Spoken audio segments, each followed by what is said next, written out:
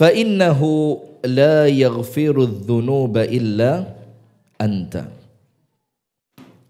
أصبحنا على فطرة الإسلام وعلى كلمة الإخلاص وعلى دين نبينا محمد صلى الله عليه وسلم وعلى ملة أبينا إبراهيم حنيفا مسلما وما كان من المشركين أما بعد.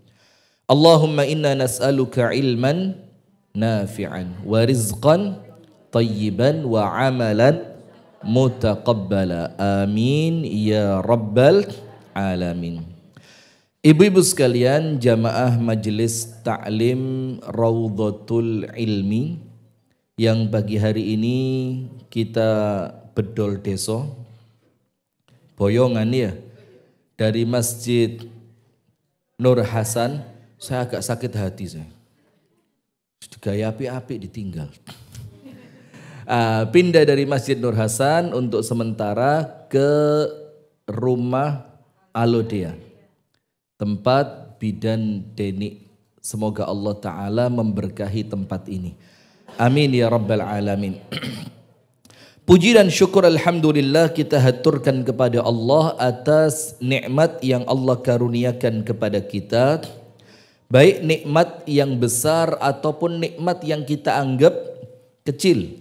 Karena sesungguhnya menganggap kecil nikmat itu adalah kekufuran. Mengkufuri nikmat. Jadi panjenengan kalau dapat nikmat, kemudian di dalam hati merasa kok sakmeni, kok cuma segini. Anda datang ke rumahnya orang, loh suguhane kok ngene. Terus Anda buwuh ke rumahnya orang ngamplopi 2 juta. Berapa? Kurang. 100 wakeh men. Biasa 25 aja. Nah, sudah Anda ngamplopi sejumlah uang. Terus ketika pulang dikasih kue kotak. Ternyata kotaknya dibuka, loh isinya kok. Nah, dikasih suami uang, loh. Istri juga gitu, nikah, loh kok siji gitu kan. Nah, maka menganggap nikmat itu kecil, hati-hati. Itu adalah bentuk kufur nikmat. Nah, sehingga la azidannakum. Maka apabila nikmat yang Anda terima Anda anggap kecil, maka syukuri saja. Maka yang kecil itu oleh Allah akan dibesarkan, baik secara fisiknya, kuantitasnya, atau mungkin secara keberkahan atau kualitas. Berarti harus pinter-pinter noto hati. Bagaimana caranya? Jangan terlalu sering noleh ke nikmatnya orang lain. Jangan terlalu sering membandingkan hidup Anda dengan hidupnya orang lain. Jangan terlalu sering membandingkan apa yang Anda punya dengan apa yang Allah berikan kepada orang lain. Kenapa?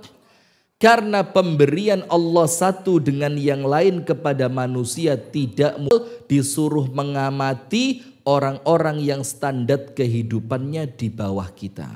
Nanti insya Allah gampang mengucapkan alhamdulillah. Oh, aku masih yang ini, tapi alhamdulillah lumayan. Oh, aku masih sudah nikah, belum punya anak, tapi alhamdulillah punya suami. Lah itu belum punya suami sudah punya anak loh.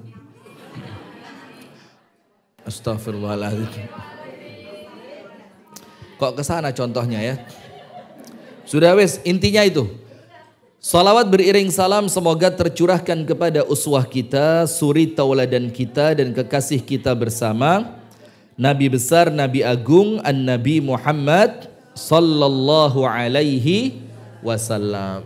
Beserta seluruh keluarganya, beserta seluruh istrinya, beserta seluruh sahabatnya, dan seluruh di antara umat dan pengikutnya yang setia menjalankan sunnah dan ajarannya ila yaumil qiyamah.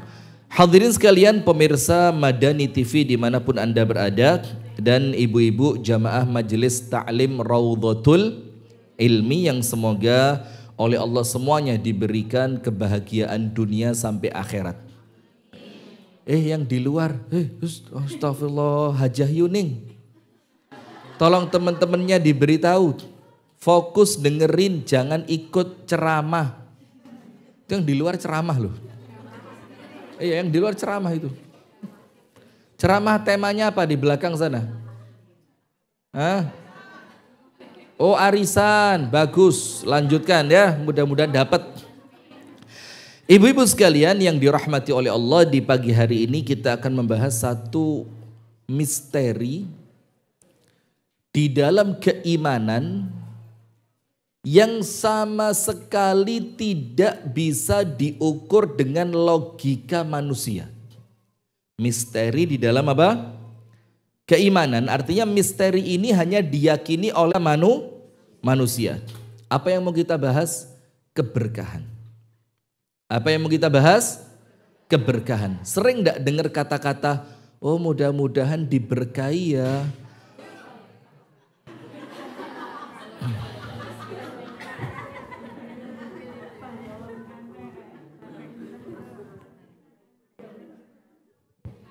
Ya Allah, sakjane tadi malam ya saya sholat tahajud loh jane.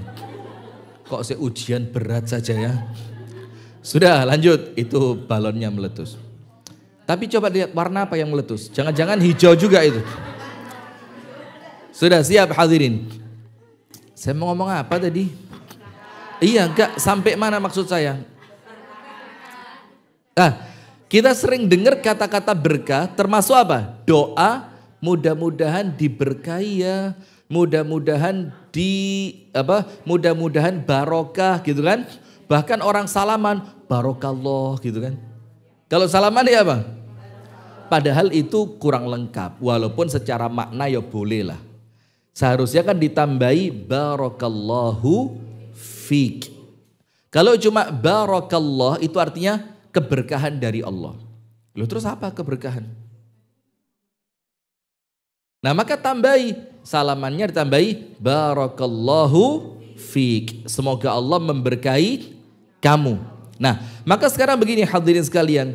Termasuk kita sering mendoakan orang lain barakallahu fik. Kalau WA. Misalkan Ustadz minta tolong ngisi di tempat saya hari ini. Maaf ya Ustadz jadwalnya padat, susah. Gitu kan. Terus saya balas, oh ya insya Allah nanti tanggal sekian, jam berapa bu? Jam sekian. Oh ya jazakallah khair Ustadz, barakallah fik. Gitu biasanya. Ya kan? Oh itu bagus, kesannya kayak lebay gitu ya. Masya Allah. Maka sering pula kita mendoakan orang lain agar Allah mencurahkan rizki lana fima, rezekikan berupa makanan ini. Kalau kita mau berdoa, lo apa-apa juga. Wa jama'a bainakuma fi khair. Semoga Allah memberkahimu ketika bahagia. Semoga Allah memberkahimu ketika sedang ada masalah. Dan semoga Allah kumpulkan kalian berdua di dalam kebaikan. Betul tak? Kita doain apa? Keberkahan. Rasulullah mendoakan para sahabatnya dengan doa apa? Doa berkah. Agar apa? Agar kehidupan mereka itu penuh dengan kebaikan. Nah sekarang yang pertama dulu. Apa sih arti berkah? Makanan yang diletakkan di dalam besek yang kemudian ditutup itu berkat ya. Apa makna berkah? Ayo berkah apa? Naam, berkah itu bu artinya ada dua. Dan dua arti ini kesamaannya banyak. Artinya ya podo ae, walaupun diartikan dengan dua hal tapi sama. Yang pertama al-barakatu al-khairul kathiru. Kebaikan yang sangat banyak. Jadi kebaikan yang berlimpah. Walaupun yang dikatakan di sini bu kebaikan loh ya, bukan materi, bukan fisik, bukan benda, tapi apa? Kebaikan. Bendanya satu, tapi kebaikannya mengalahkan orang yang bendanya banyak. Mobilnya satu, tapi Masya Allah mobil yang satu ini yang merasakan pernah naik ke atasnya banyak. Mobilnya satu, tapi kemanfaatannya banyak. Itu namanya al-khairul katsir, kebaikan yang berlimpah. Itu namanya berkah. Berarti orang kalau mendapatkan berkah, dia mendapatkan limpahan kebaikan. Mau apa enggak? Semuanya kan? Dan mudah-mudahan Allah berikan itu untuk kita semua. Amin. Makna yang kedua, tolong ditulis Hajah. Makna yang kedua, apa keberkahan itu? Ziyadatul khair. Kalau tadi kebaikan yang banyak, kebaikan yang berlimpah, sekarang ditambahi sama Allah. Bukan cuma banyak, tapi kebaikannya oleh Allah ditambah. Ziyadatul khair artinya bertambahnya kebaikan. Anaknya tambah, rezekinya tambah. Ilmunya tambah, amalnya tambah. Rezekinya tambah, sedekahnya tambah. Apalagi? Umurnya tambah, cantiknya kurang. Itu biasa. Itu kalau itu tidak berkah itu. Umurnya tambah, kedewasaannya juga bertambah. Apalagi? Coba. Ilmunya tambah, akhlaknya tambah cakep. Apalagi?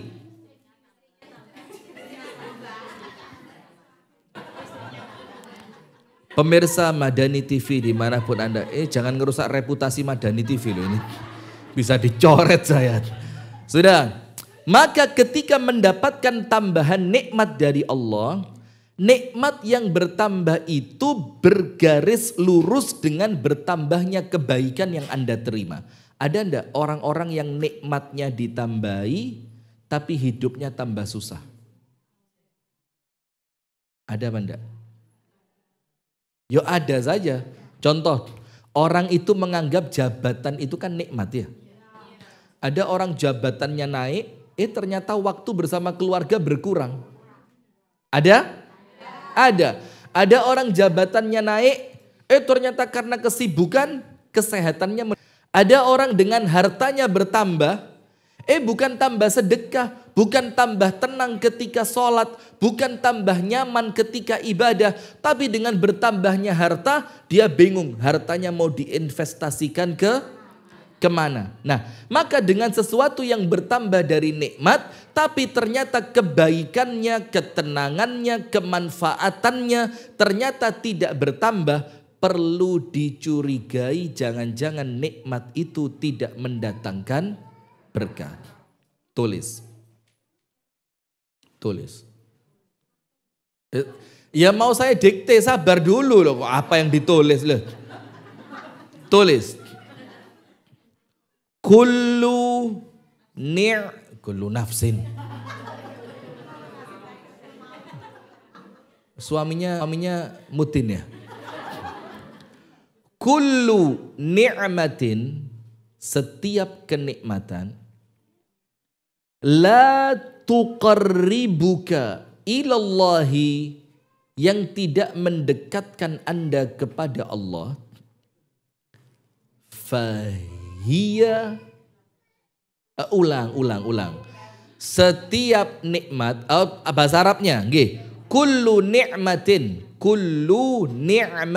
setiap nikmat. La tuqarribuka,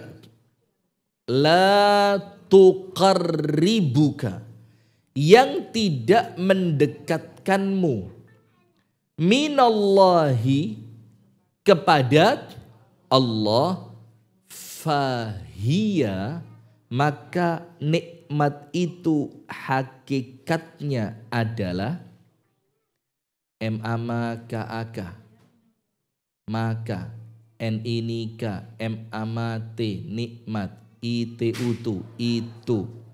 Bledos maneh. Menisane bledosan kabeh lak wis. Timbang dicicil ngageti terus dagdug ini lama-lama saya perlu datang ke dokter Afis lagi nanti ini. Sudah. Setiap nikmat yang tidak mendekatkanmu kepada Allah, maka pada hakikatnya nikmat itu adalah baliyatun. Baliyah itu artinya azab. Artinya apa? Azab. Kenapa? nikmat yang Allah berikan yang tidak mendekatkan kita kepada Allah kok itu dibilang azab? Karena memungkinkan inna azabi lasyadid. Ketika Allah melihat seorang hamba tidak pandai bersyukur, tapi nikmatnya sama Allah dikasih terus, dalam keadaan Allah tahu orang ini tidak pandai bersyukur. Kenapa sudah tahu orang ini tidak pandai bersyukur kok nikmatnya ditambah terus? Karena Allah ingin mengazab dia nanti di hari kiamat. Nah maka setiap nikmat yang tidak mendekatkan kita, mingkau wanteng, wah dikira bakai ternyata dicekek, dibanting segala macam. Astagfirullah loh. Anda kok tahu saya nyindir dari mana? Oh, saya sekedar ngomong aja kok. Nikah dengan suami tampan, aktor, kawakan, senior.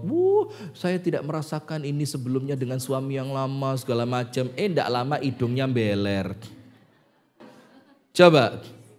Nah maka hati-hati.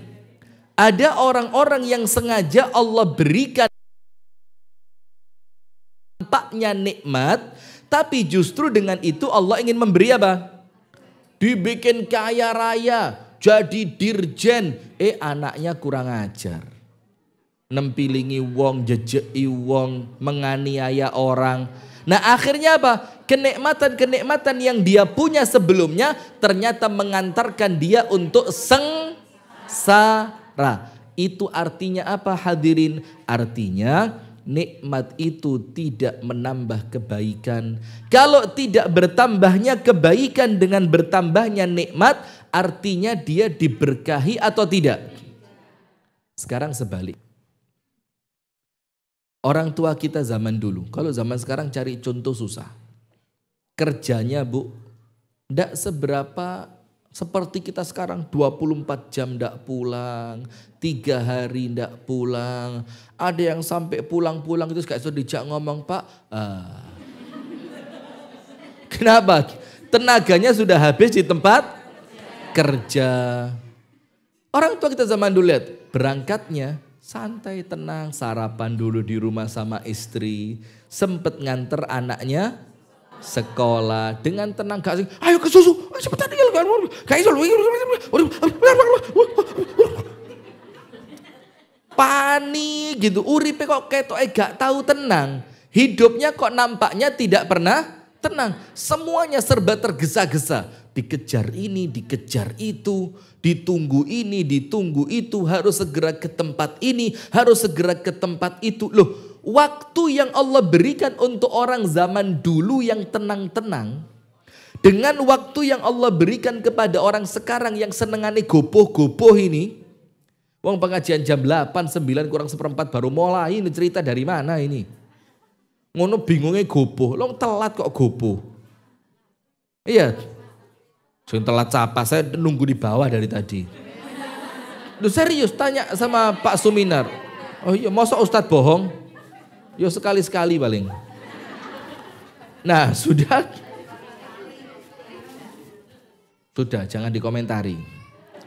Nah kemudian apa ibu-ibu sekalian? Waktu yang Allah berikan kepada orang zaman sekarang yang nampaknya tidak cukup waktu itu. Kating ini, aduh gak cukup ya mbak, gak nutut ya mbak, aduh gak ke Uber, gak ini, gak itu, masak, gak kober, mandi, aduh gak nutut waktu nih mbak. Terus apa? Ambil air dicelup jarinya.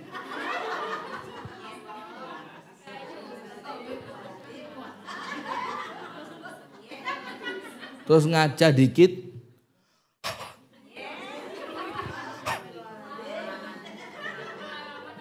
Nah ini menghina ini, hati-hati. Banyak orang kualat ini hati tangganya panjang loh ini. Yang tangganya cuma 2 lapis, 24 jam. Sepekan sama-sama 7 hari. Fasilitas. Astagfirullah wa atubu ilaih. Ibu-ibu yang di luar. Poh ngerti kan? Lo ngerti kok Anda deso Anda ini. Kasembon dari mana? Itu Anda buka KPBI muncul di sana. Kamus Besar Bahasa Indonesia. Woy. Mangga gadung. Zaman saya kecil bu, sebesar kates. Dan itu tanaman di rumah kami sendiri, sebesar kates. Sampai ketika dipotong itu saya kaget. Iki poho kates. Ketika umi saya ngasih, tak apa loh rasanya kayak kates tapi kok poh. Kualik. Rasanya kayak pencit, rasanya seperti mangga tapi kok kates gitu loh. Bingung sudah, itulah. Nah, pokok intinya itu. Dulu besar-besar, sekarang Bu berkurang. Nah, dikatakan oleh Al-Imam Ibnul Qayyim Al-Jauziyah, salah satu yang menjadikan buah itu sekarang dan semakin ke depan nanti itu akan semakin kecil, itu dikarenakan hilangnya keberkahan. Orang zaman dulu Bu, makannya sehari 2 kali, pagi sama sore. Badannya sehat, fisiknya kuat. Sekarang makan sehari 7 kali.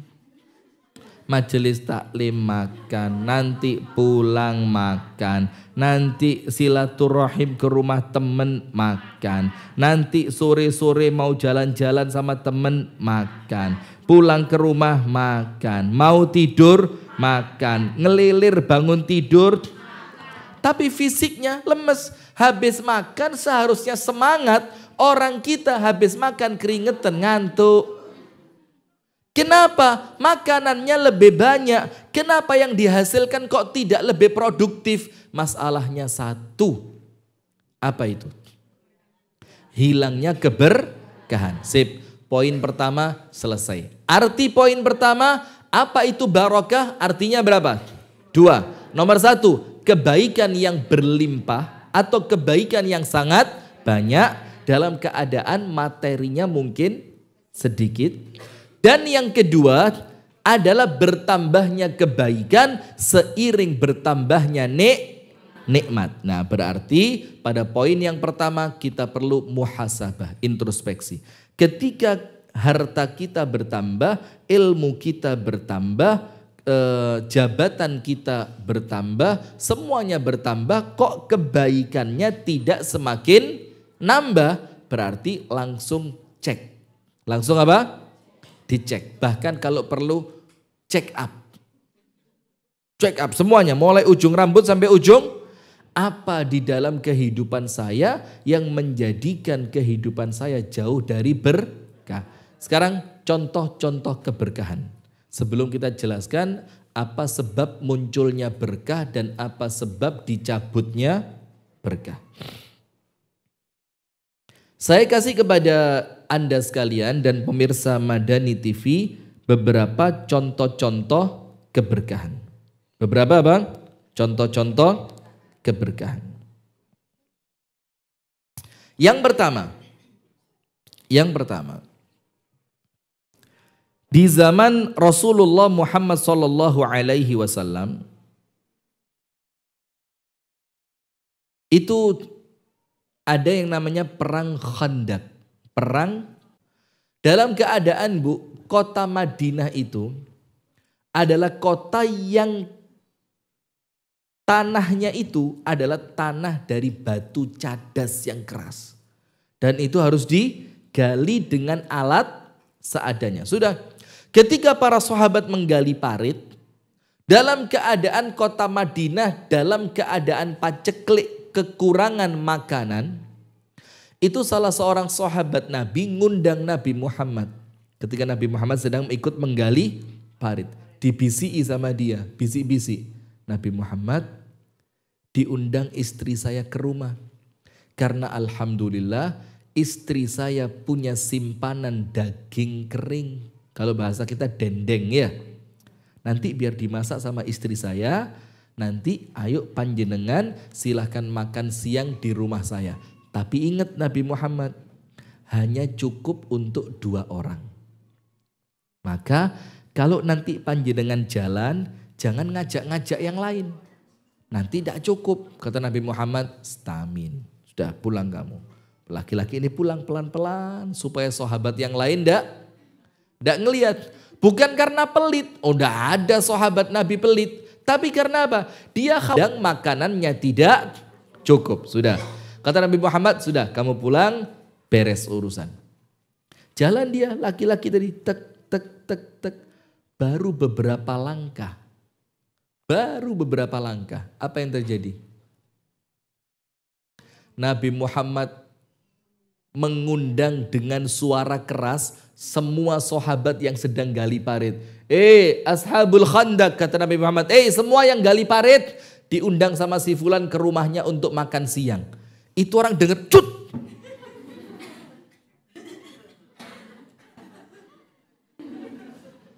Panik itu orang. Ini makanan hanya cukup untuk 2 orang. Yang diundang di khandak parit itu lebih dari 300 orang.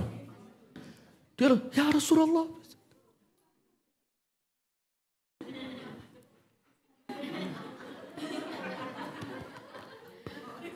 Seakan-akan dia bilang, iki wong keluwen kabeh iki. Sementara makanan hanya cukup buat tok kok kabeh. Loh, kamu cari, siapa tahu di kulkas, di microwave, di mana? Oh, belum ada ya. Siapa tahu ada simpanan yang istrinya bilang, yo ini simpanan terakhir. Kamu tahu enggak apa? Rasulullah ngundang orang 300 lebih. Lu, wis aku gak melo-melo, aku tak mulai nang bapakku. Itu kalau bahasa perempuan sekarang, itu istrinya pulang ke rumah orang tuanya dulu. Wis urusan dewe. Tokno dewe, ladenono dewe. Sudah. Wih, ini keringet dingin mulai keluar. Tos. Ngeluh deh. Ya Allah, ini durung mangan wis wareg. Ya Allah. Sudah, makanan untuk 2 orang, Nabi Muhammad mengundang lebih dari 300 orang. Subhanallah, apa yang terjadi? Kata Nabi Muhammad, ketika Nabi Muhammad sampai, laki-laki bilang, ya Rasulullah, kamu lihat makanannya. Ya cuma ini. Itu ya apa orang sakmono kayak itu. Kamu tanggung jawab loh ya. Aku tanggung jawab, kata Rasulullah. Sudah, apa yang terjadi Bu? Makanan itu yang mengambilkan adalah Rasulullah. Itu makanan oleh Nabi Muhammad ditutup pakai kain, seret. Kemudian para sahabat disuruh antri, baris. Sama Rasulullah diambilkan, diambilkan, Kata yang punya rumah, ya wes entek seluruh kan. 1, 2 entek. 3, loh ada. 4 ada. 5 ada. Sampai semua orang makan dengan kenyang. Dan kemudian setelah semuanya selesai, sama Nabi Muhammad kainnya dibuka dan makanan itu tidak berkurang. Lalu dimakan Nabi Muhammad bersama laki-laki yang ngundang tadi. Dan setelah itu makanannya baru habis. Itu namanya apa? Bisa dihitung pakai kalkulator? Bisa dihitung pakai akal rasionalnya manusia? Terus ngitungnya pakai apa? Pakai iman. Itulah yang saya sampaikan di awal tadi Bu. Masalah ini adalah masalah yang tidak bisa dihitung dengan kalkulatornya manusia. Tapi masalah ini adalah misteri orang yang beriman. Diundang.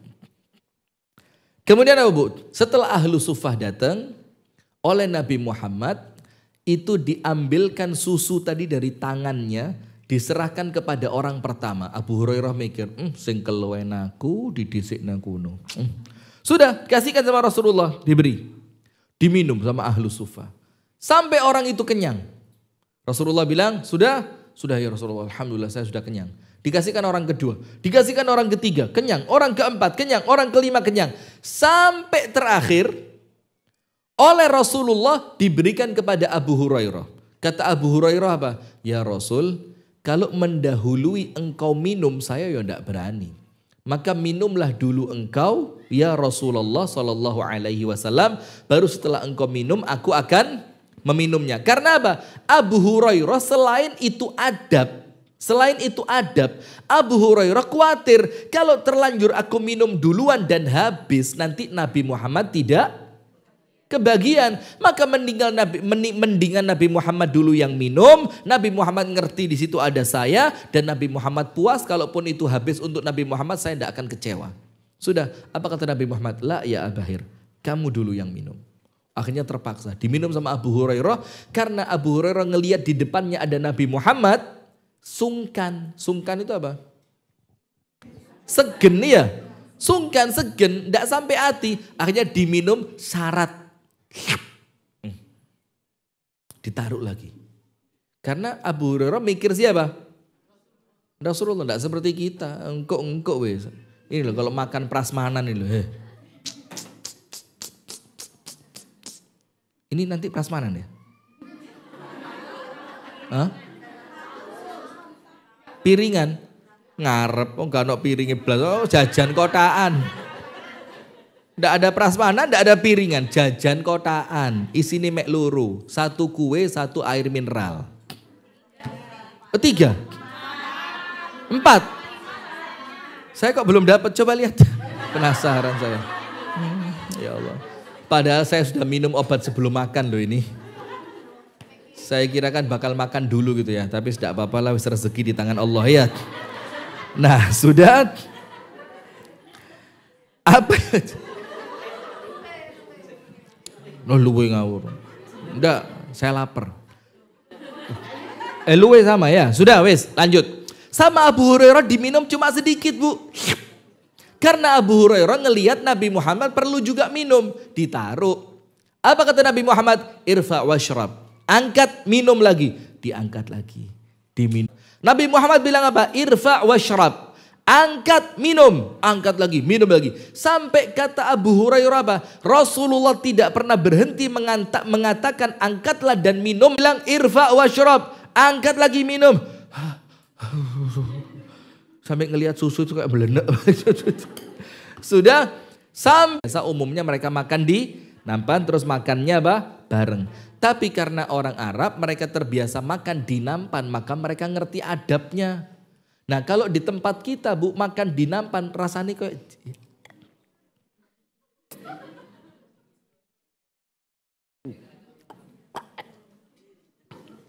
Kenapa? Orang kita terkadang sebagian belum ngerti adabnya makan di nampan. Makan di nampan itu Bu caranya ambil seret. Nyuapnya di luar nampan. Jadi lek ono sing roto gak roto. Lah kalau sudah roto dari sini, terus teman Anda suruh gini, ya I'm sorry bro. Iya, nah maka itu ada caranya makan di nampan itu ada. Atau begini, ambil pakai tangan kanan, masukkan ke mulut, ditahan pakai tangan kiri. Atau kalau ndak tegel itu apa? Ndak kuat hati, ambil bagian Anda, keluarkan dari nampan. Taruh plastiknya. Nah, kalau orang mereka zaman dulu ngerti makan pakai nampan itu biasa, jadi mereka paham. Dan semuanya yakin giginya bersih semua. Lah kalau sekarang kan ya bumbuan, ada yang berangkatnya telat, mek cuci muka toh ndak sempet. Nah, sudah, apa tadi? Rasulullah makan bersama berapa sahabat? 6.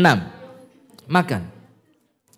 Ndak lama setelah itu datang seorang Arab Badui, tung. Tiba-tiba langsung duduk, langsung makan. Seret. Dia cuma kebagian 2 suap. Setelah Badui itu datang, tiba-tiba makanan itu habis. Padahal Badui tadi cuma makan berapa suap? 2. Dalam hadis yang sahih. Para sahabat lihat-lihatan satu dengan yang lain.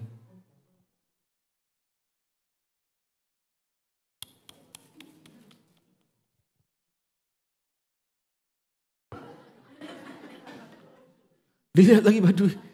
Kami tadi makan sama Rasulullah pelan-pelan, enak, dinikmati, nyaman, keroso. Kamu datang, guatak. Langsung habis.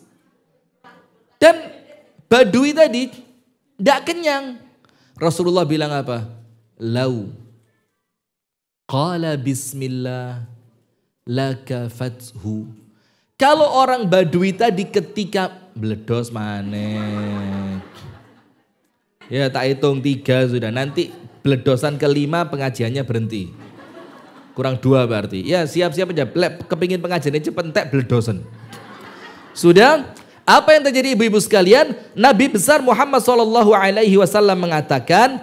Kalau dia tadi mengawali makannya dengan ucapan Bismillah, maka itu makanan akan cukup buat dia.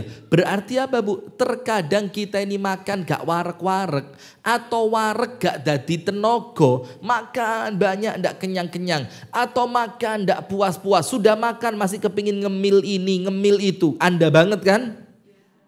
Iya, ngewaku. Kelihatan kok, Anda gak usah ngaku kelihatan kok dari postur nampak ya. Sudah? Apa yang terjadi? Jangan-jangan kita tidak mendapatkan keberkahan dari apa yang kita makan karena makannya tadi lupa dibacakan bismillah. Termasuk hubungan suami istri.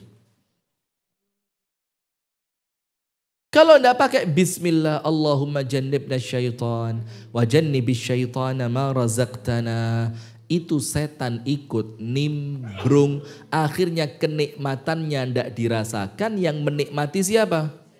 Jadi hubungan sama istri itu kayak hambar. Wes, hah? Astagfirullah. Kenapa terasa hambar? Karena yang menikmati setan. Sementara kenapa dengan yang haram kok terasa nikmat? Dibumboni sama setan. Yang satu nikmatnya diambil setan, yang satu dibumbui sama setan. Tidak ada orang mau zina. Bismillah, Allahumma jannibna syaitan.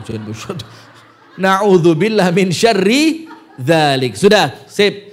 Itu beberapa contoh keberkahan. Nomor 1, makanan ketika perang Khandaq. Yang seharusnya hanya cukup untuk 2 orang, ternyata mencukupi lebih dari 300 orang. Nomor 2, kisahnya Abu Hurairah dengan serantang susu. Yang katanya Abu Hurairah, saya minum pun sampai habis belum tentu saya kenyang. Ternyata ahlu suffah lebih dari 70 orang semuanya meminumnya dalam keadaan kenyang. Dan Abu Hurairah pun meminumnya sampai kenyang. Dan susu itu baru habis di lisannya siapa? Di mulutnya siapa? Mulut yang suci Nabi besar Muhammad sallallahu alaihi. Allah itu menjanjikan orang yang pandai bersyukur itu tempatnya di surga. Dan kamu ini alhamdulillah kamu punya istri cantik seperti aku. Dan kamu betul-betul syukur sama Allah karena kamu mendapatkan anugerah istri yang cantik. Maka karena kamu pandai bersyukur suamiku, insya Allah nanti kamu bakal masuk surga. Suaminya senang. Alhamdulillah saya. Lah kalau kamu masuk surga kenapa? Nah gini suamiku. Allah itu menyebutkan di dalam Al-Quran, orang-orang yang sabar itu Allah akan kasih karunia surga. Dan saya alhamdulillah diuji dengan suami jelek model kamu.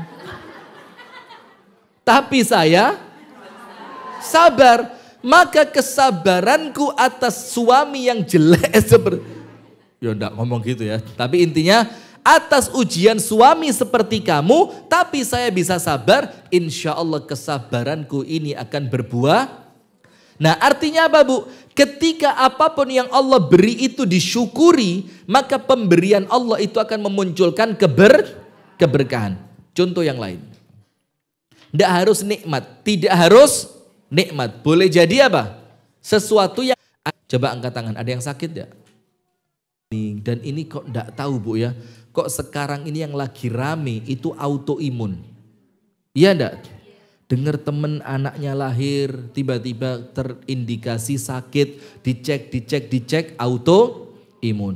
Ada teman kita sehat walafiat, kerjanya bagus, makanannya juga sehat, istirahatnya disiplin, tiba-tiba tidak bisa gerak, dicek, ternyata penyakitnya autoimun. Nah, maka pemberian Allah semacam itu, saya mau tanya, penyakit itu yang ngasih siapa?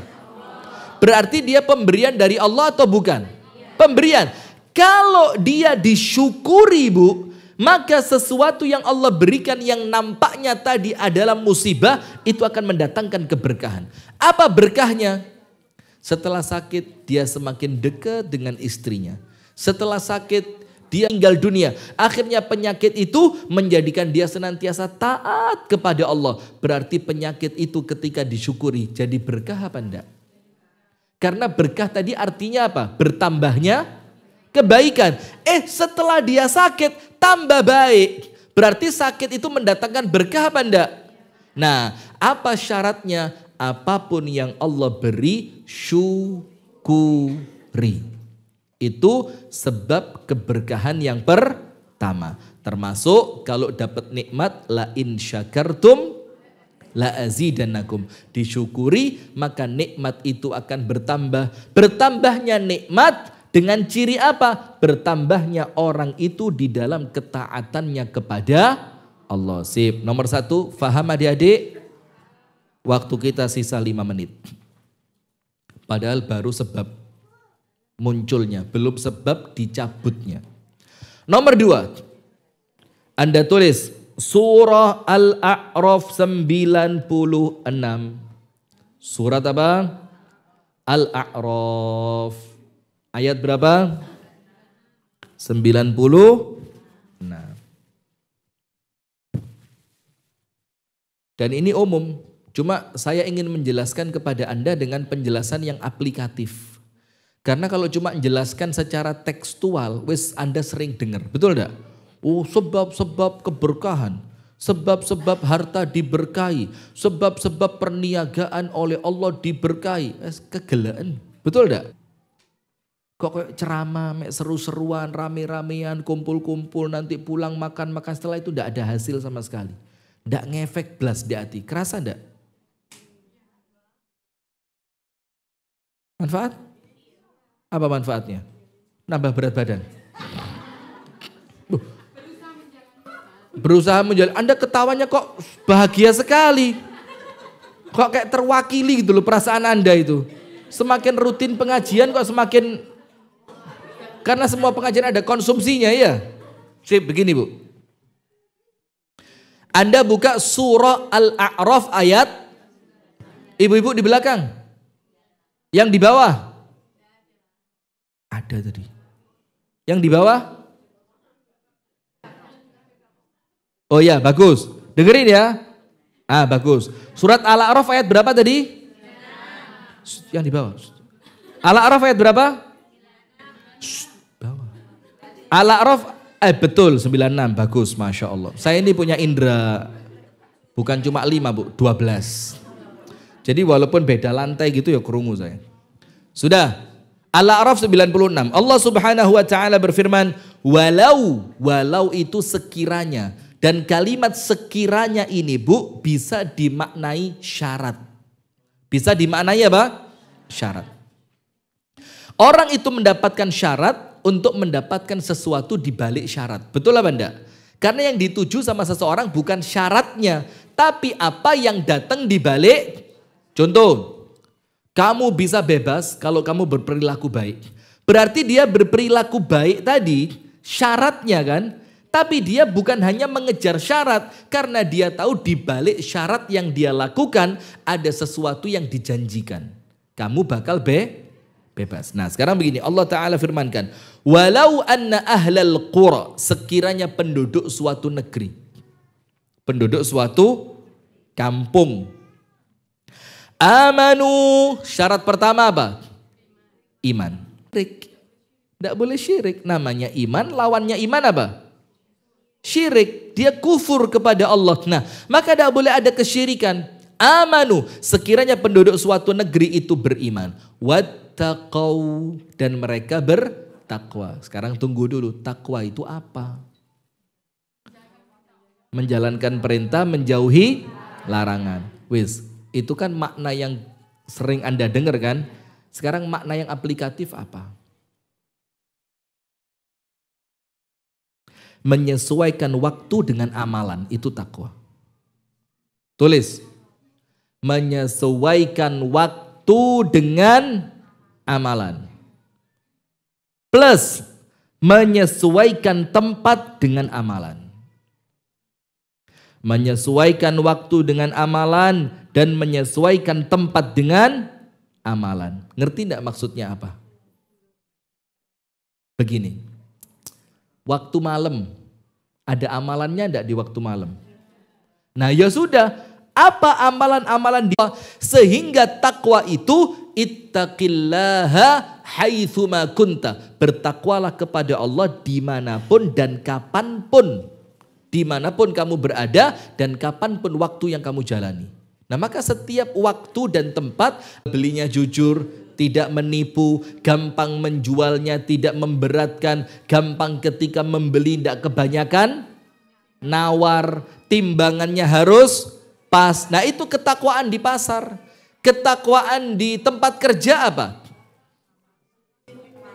disiplin. Karena kamu takwanya cuma di waktu pengajian.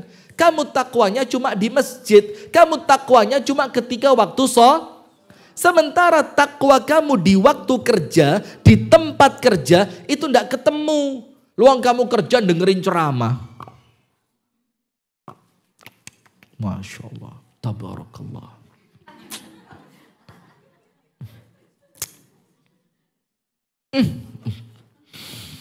Ini ceramah daging semua ini. Ini komputer tugasnya dia gak dilirik blas. Seharusnya dia masukin data, seharusnya dia ngontrol pekerjaan yang sudah masuk, seharusnya dia mengontrol pekerja-pekerja yang lain. Dia malah, Masya Allah, tabarakallah. Quran bisa jadi rumahnya satu ruangan dipakai untuk guru yang pengen ngajar Quran. Pokok apapun yang berkaitan dengan Al-Quran. Kecuali jual beli. Bisa masuk. Jual beli Quran bisa masuk. Kalau menjual dengan harga yang murah. Kemudian dia menyediakan Al-Quran dengan kualitas yang bagus. Termasuk sekarang lagi rame Bu, wakaf Quran. Dan maaf, saya boleh ngeritik enggak? Nanti baper. Yang di belakang, yang baperan itu loh. Udah ada, enggak datang orangnya, selamat pas. Enggak ada yang baperan. Sip, gini. Ada loh Bu, diceramai baper menikah ngaji mana. Ngopo? Aku disindir tok. Kayak manusia. Astagfirullah, sudah jangan mancing saya. Sip, lanjut.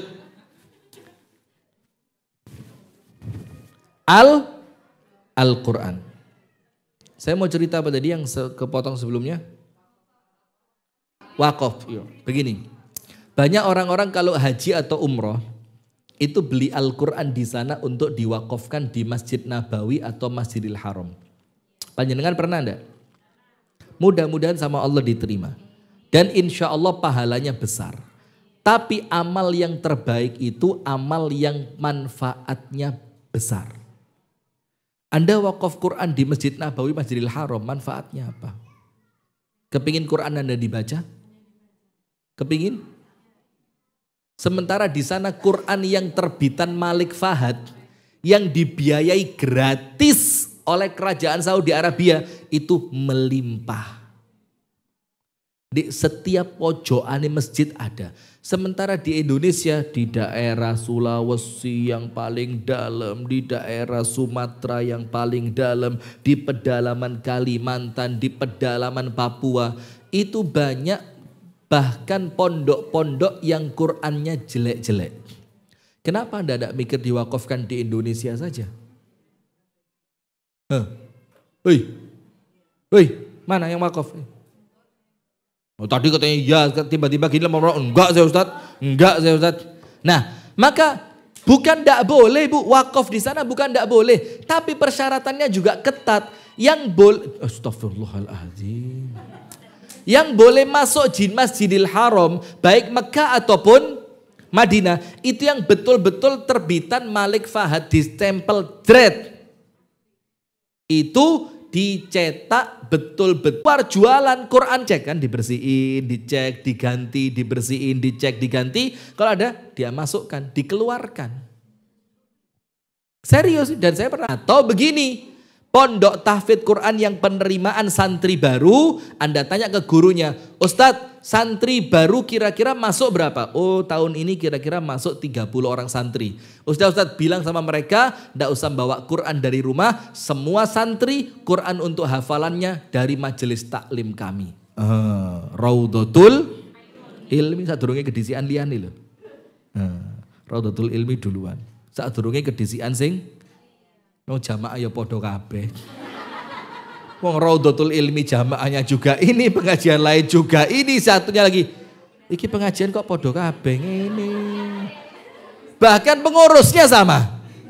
Ini sama sebagian. Ini namanya fastabikul bagus. Nah, sesuatu yang berhubung kitab Al-Quran ini Anzalnahu ilaika, kami turunkan kepada kalian. Al-Quran ini Allah turunkan, mubarakun, adalah sumbernya keberkahan. Maka kalau kepingin hidupnya berkah, Bu, jangan pernah jauh dari Nomor 1, banyak-banyak lanjutkan pada pengajian Raudhatul Ilmi yang berikutnya. Semoga ada manfaatnya. Ini dari kami yang dapat kami sampaikan. Kita tutup dengan doa kafaratul majlis. Subhanakallahumma wa bihamdika asyhadu an la ilaha illa anta astaghfiruka wa atubu ilaik. Assalamualaikum warahmatullahi wabarakatuh.